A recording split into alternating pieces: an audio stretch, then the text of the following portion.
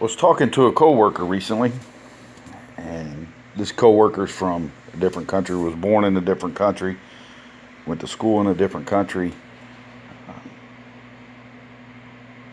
But it brought to mind, or to thought, of, for years I've said our school system here in the United States is federalized.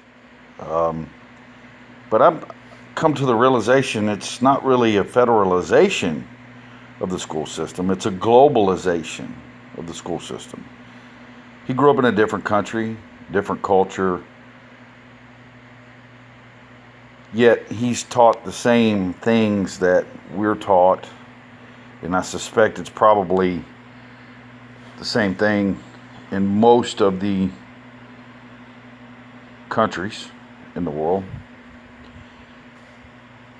So I find it curious that with all of the differences in culture and language and all of that, that we're taught all the same things when it comes to so-called science. And when you think about science, and there is some good science, but the pseudoscience of the cosmology, astrophysics, quantum physics, all of that, and you go back and you look at things like gravity. And everyone's taught that gravity is a fact, that gravity is real. Gravity exists. And I've used this argument and on many occasions, and people just can't seem to see it, that if you take two objects, let's say you take a balloon that's never been blown up and a cell phone and drop them just from a sitting position, they both fall to the ground. If you take that same balloon and you fill it up with helium, and then you take that cell phone and you drop both of them, the helium balloon floats, and most people will say, well, it floats because it's less dense than the air around it. That is a very true statement. Yet gravity causes the phone to fall to the ground. How is it that gravity causes the phone to fall to the ground, not its density, but the density of the balloon with the helium in it makes it float? See, gravity is something that can't be seen, touched, smelt, felt, even measured. There's not even an instrument to measure gravity. Yet everyone that's been through an organized school system knows that gravity exists. See, I'm a Christian. And people say, well, you believe by faith. And that is correct. I do believe by faith. So now we're getting into Scientism. Shout out to some of my favorite channels here. Truth is Stranger Than Fiction. Richie from Boston. You guys keep it up. Rob Skiba. David Hooper. But this whole idea that I'm a Christian by faith seems to resonate. You see, Scientism is also by faith. People believe in gravity by faith. They've never been able to see it or measure it or anything. Yet they will go to their deathbed fighting for something that they were taught in a globalized school system. And that's funny, that word global, it's everywhere. Global. Every company's global. Global communications, global. There's no globe. There's no globe. There's no gravity. Gravity doesn't exist. The reason why we fall to the ground is because we are denser than the air around us. There's no gravity. There's no need for gravity because we're not spinning at 1,000 miles an hour plus and hurling through space at 66,623 miles per hour.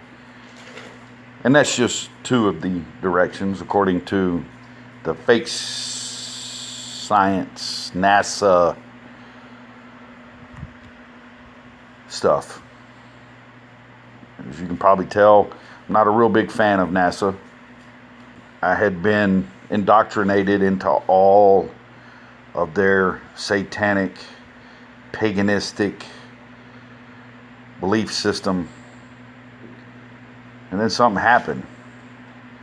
And I started to realize that most of the things that the globalized, on a non-globe, school system taught me was really fake. Fake.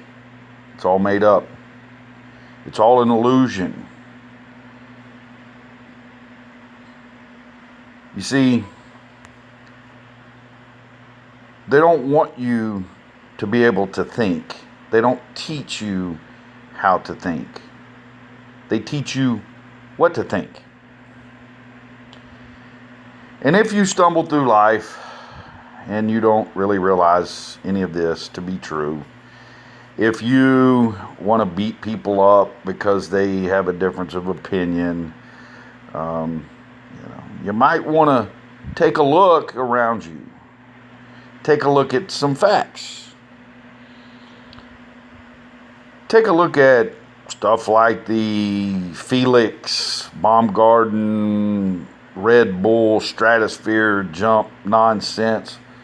If you people just sit down and simply do the math, the speeds they say he was going, he would have fallen in free fall over 200,000 feet.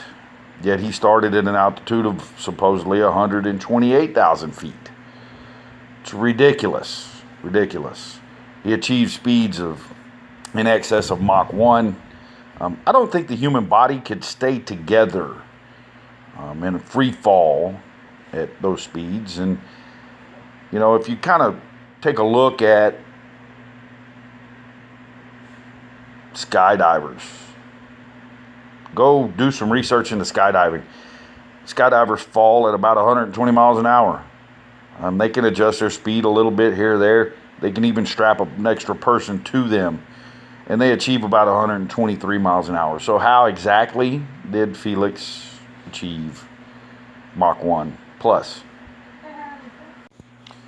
There's probably 10 different ways to break this down. And that's not the point here.